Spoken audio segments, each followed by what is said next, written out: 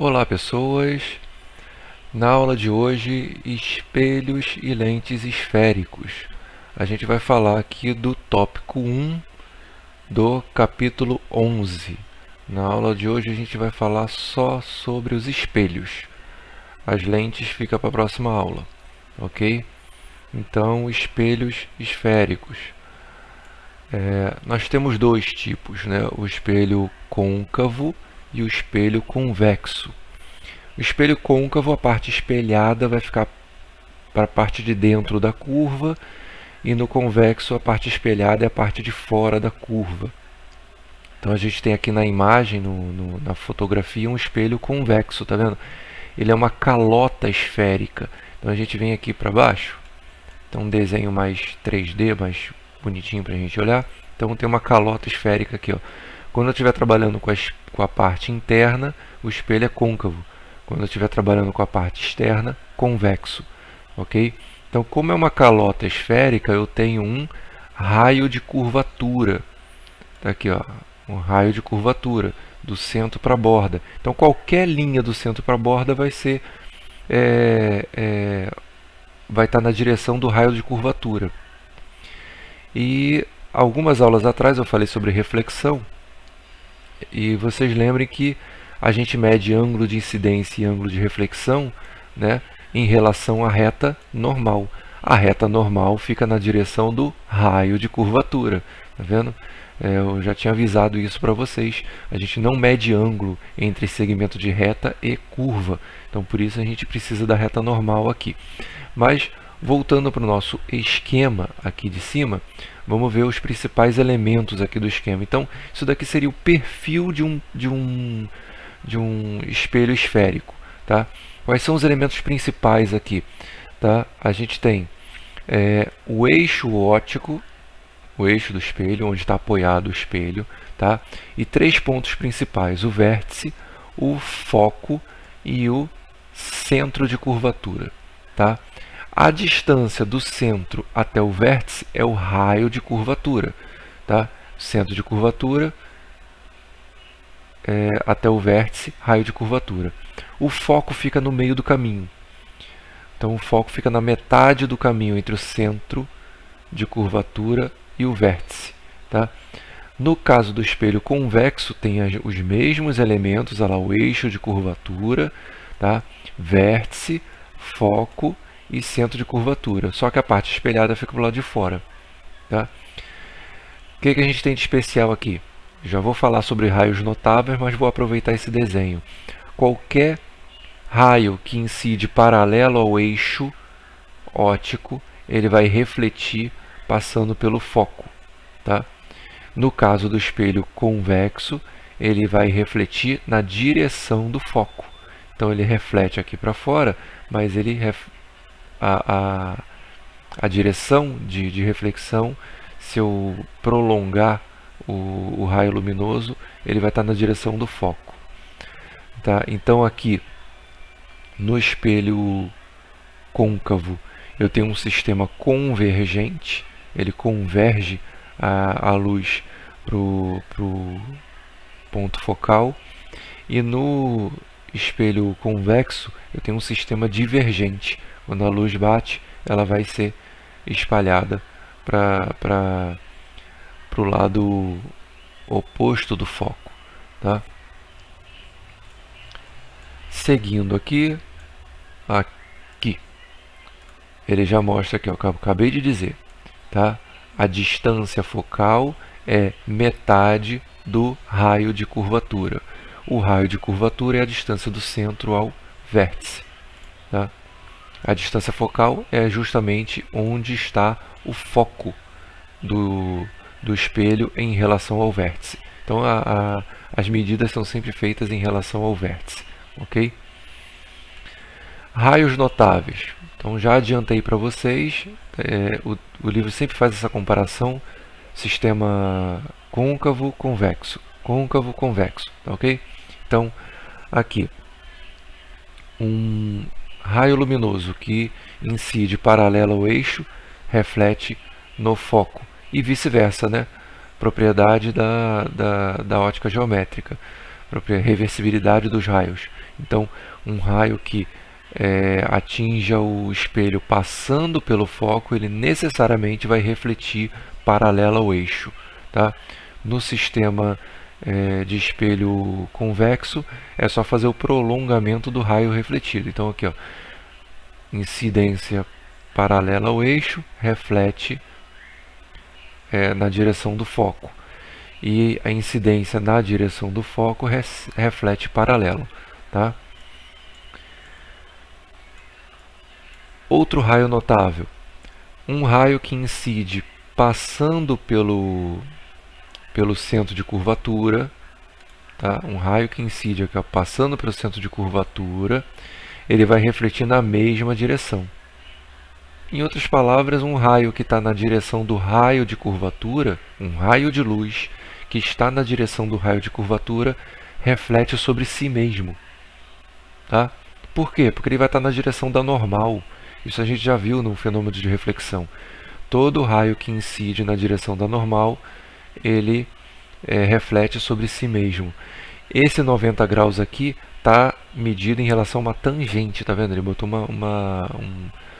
um pontilhado aqui, ó, tá? Ele não mediu o ângulo em relação à curva, não. Ele botou um pontilhado aqui, fala que é uma reta tangente.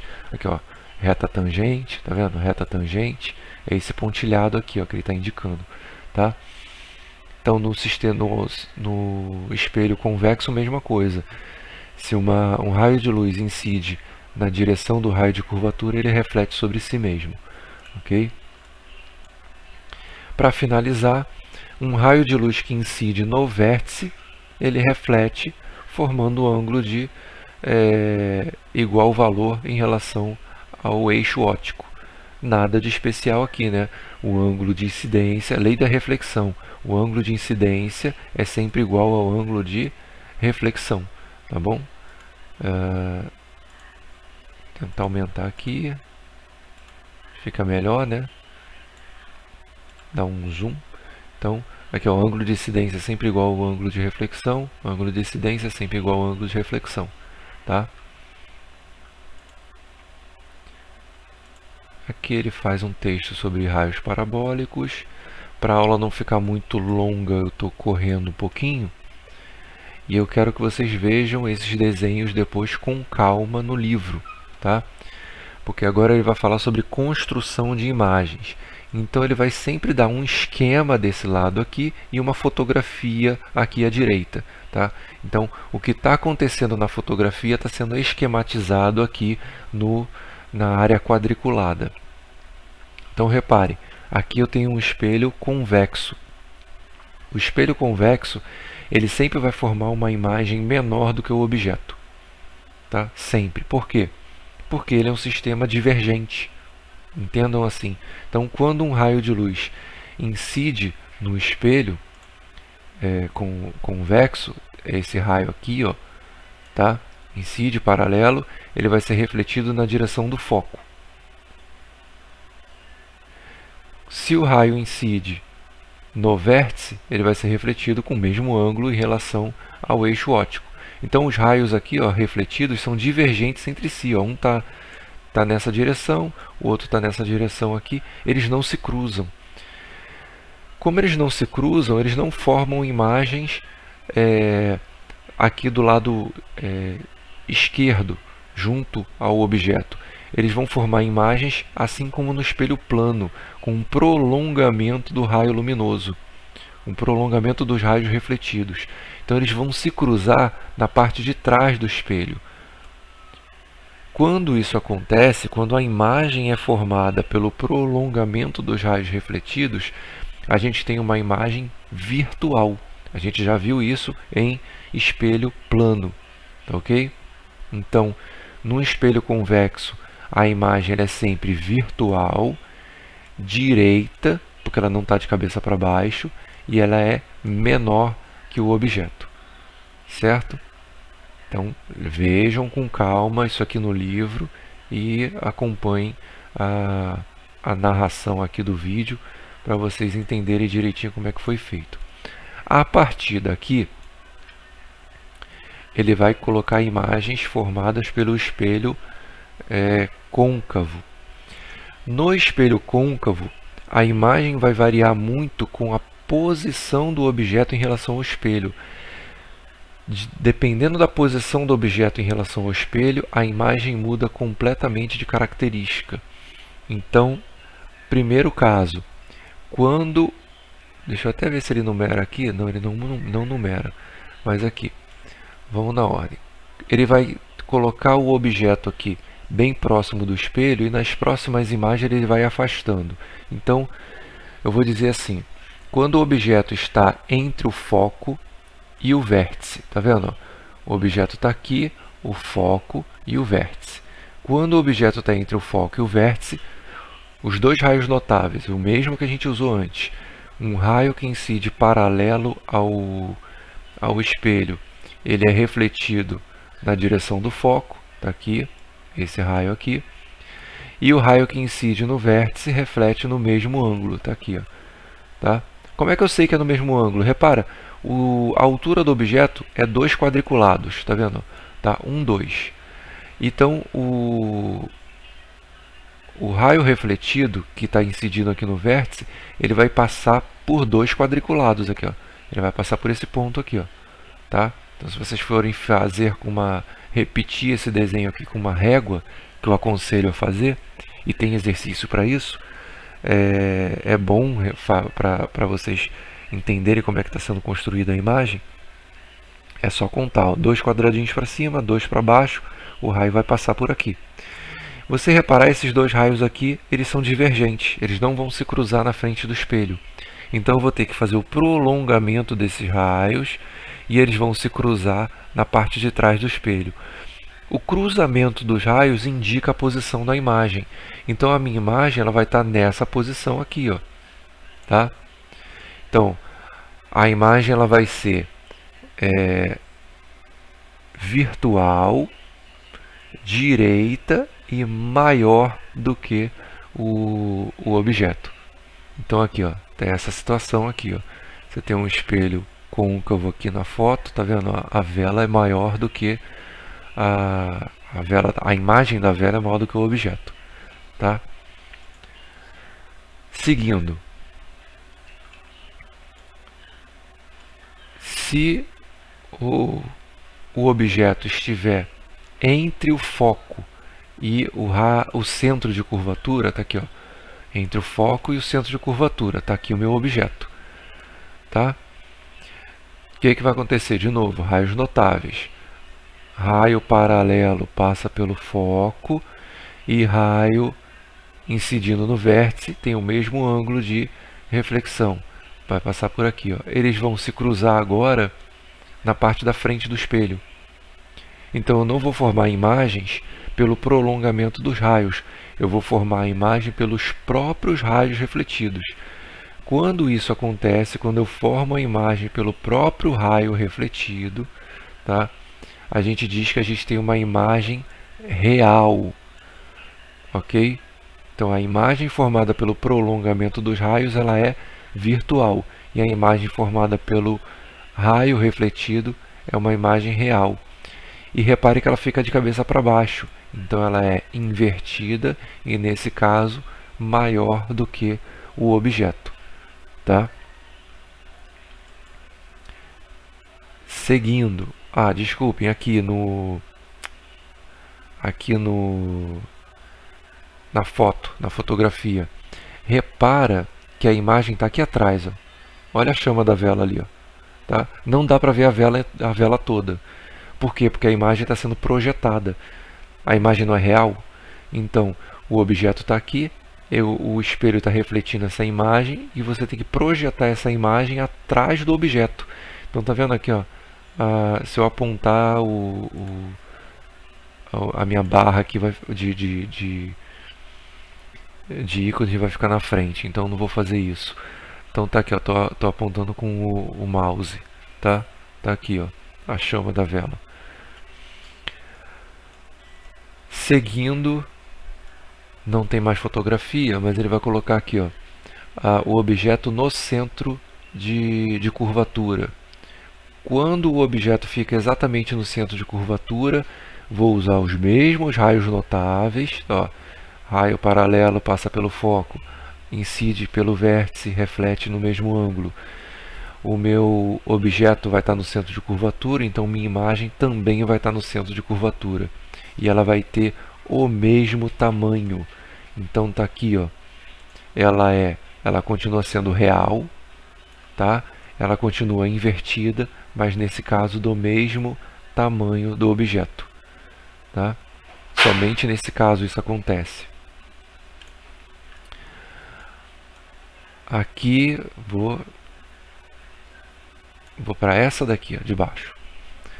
Se eu coloco o meu objeto além do centro de curvatura, ou seja, mais longe do espelho do que o próprio raio de curvatura, a minha imagem, acho que vocês já entenderam, a gente está usando sempre os mesmos raios. Os raios refletidos vão se cruzar num ponto que fica entre o centro de curvatura, tá, e o foco. E a imagem, como vocês estão vendo aqui, ela vai ficar pequenininha. Então, a minha imagem ela vai ser... Deixa eu pegar o texto aqui. Ponto. Ela vai ser real, invertida e menor do que o objeto, tá? E nesse quadro que eu pulei aqui, ó, pulei não, estou indo na ordem, né? Figura 11.28, vou para aqui, ó, figura 11.29. Aqui, ó, é um caso especial, porque quando o objeto ele está exatamente na distância focal, os raios refletidos ficam paralelos entre si. Como os raios ficam paralelos entre si, eu não tenho imagem. Então isso daqui era um truque muito usado no cinema de terror para mostrar um ator, por exemplo, na frente do espelho e a imagem do ator não aparecer na câmera. Então é só botar um espelho côncavo, né, e deixar o ator exatamente na distância focal. Então, quando o objeto está exatamente na distância focal, o espelho côncavo não forma imagens. Ok? Então, construção de imagens é isso. A gente vem aqui para a próxima página para colocar aquilo que vocês mais gostam, que são os cálculos.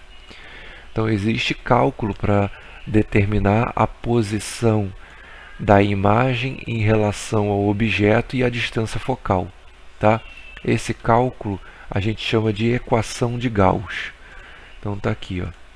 Então a equação de Gauss ela vai relacionar a distância focal, a distância do objeto e a distância da imagem, ok? Então distância focal, distância do objeto, distância da imagem.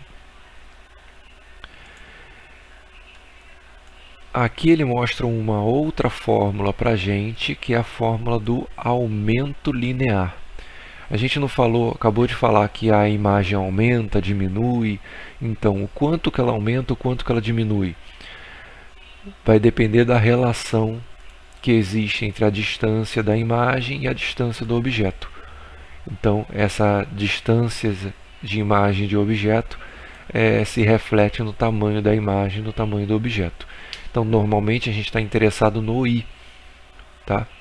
Então, estou falando nos exercícios. Quando a gente faz um exercício, geralmente o tamanho do objeto é dado, a distância do objeto é dado, pede-se a distância da imagem e o tamanho da imagem. A distância da imagem você calcula pela equação de Gauss, se você tiver a distância focal e a distância do objeto. E depois o tamanho da imagem você calcula por essa equação aqui do aumento linear, tá bom? Pegando somente essa relação aqui, ó, que eu estou dizendo. Uma outra alternativa é ele falar: a imagem é 3 vezes maior do que o objeto. Aí se ele falar que a imagem é 3 vezes maior do que o objeto, ele está te dando o valor do A. Então você pode fazer direto essa relação aqui.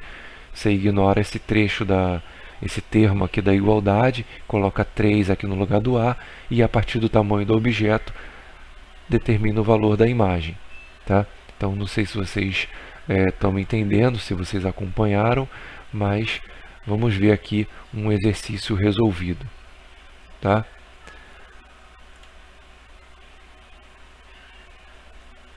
Vou apontar aqui, eu não ia comentar não, mas vou comentar. Aqui, ó. Esse exercício resolvido de construção de imagem é pura geometria. Então, eu aconselho que vocês tentem fazer aqui, ó, nessa área, olhando para o que foi feito aqui, tá? Então, pega uma régua e coloca lá, poxa, um raio que incide paralelo ao eixo óptico, ele é refletido passando pelo foco. Aí você extrapola mesmo lá, bota na direção focal aqui, ó, tá? E um raio que incide no vértice, ele é refletido no mesmo ângulo. Como é que eu vou saber o ângulo? Eu já falei para vocês, ó, tamanho do objeto, 2 quadriculados, certo? Então o ângulo é esse aqui, ele vai passar por aqui, ó. Então eu vou botar 2 quadriculados para baixo, ó, ele vai passar por aqui. Só que eu vou extrapolar para saber onde é que está a imagem. Aqui, ó, nem consegui, tá? Tá fora um pouquinho aqui do desenho, tá? A imagem. Eu vou tentar fazer de novo. Apaga, vamos lá. Então, ó, incide paralelo, passa pelo foco. Eu vou extrapolar bem aqui, ó, passando pelo foco, tá? E aqui, incide no vértice, vai refletir no mesmo ângulo. Refletir ali. Olha lá, os raios estão se cruzando aqui. Então, a minha imagem, ela vai estar exatamente aqui, ó. O eixo óptico está aqui, a imagem vai estar por aqui, ó. Tá? Olha lá, o que ele fez aqui nesse desenho, tá? Então, se você reparar, o quadriculado aqui ele teve que diminuir e aumentar, esticar um pouquinho aqui, porque aqui a construção não caberia aqui, tá? Vamos seguir aqui para uma questão de cálculo. Um garoto de 1,5 m de altura coloca-se sobre o eixo principal de um espelho côncavo, cujo foco está a 5 metros do vértice. A distância entre o menino e o espelho é de 3 metros. Determine a posição, a natureza e a altura da imagem conjugada do garoto por esse espelho. Então vamos lá. Quais são as informações que ele está dando aqui, ó? A altura do objeto é o O, tá? A distância focal é o F e a distância do objeto é o DO. Então ele coloca exatamente aqui, ó, dados, tá vendo aqui, ó, dados, tá? DO, F e O. Substitui isso daqui na fórmula, então vai ser 1 sobre 5 igual a 1 sobre 3 mais 1 sobre DI. Pega esse 1 sobre 3, joga para o outro lado, isola. Aí a matemática é com vocês, gente. Vamos lá, né? Isola 1 sobre D, é uma fração. Aí resolve pelo MMC, né? Bota no mesmo denominador. Chegou no mesmo denominador, multiplica cruzado. Você faz aqui, ó, 3 menos 5 vai dar menos 2. Multiplica cruzado, vai ficar menos 2 vezes DI, por isso esse menos 2 DI. 15 vezes 1, 15. Esse menos 2 passa dividindo, menos 7,5. Tá? Coloca lá na equação do aumento linear, para saber o tamanho da imagem. Então ali, ó, exatamente o que eu anunciei para vocês. Você determina a distância da imagem pela equação de Gauss e depois determina o tamanho da imagem pelo aumento linear. Tá? Colocou os valores aqui, multiplicou cruzado, achou 2,5. Tá?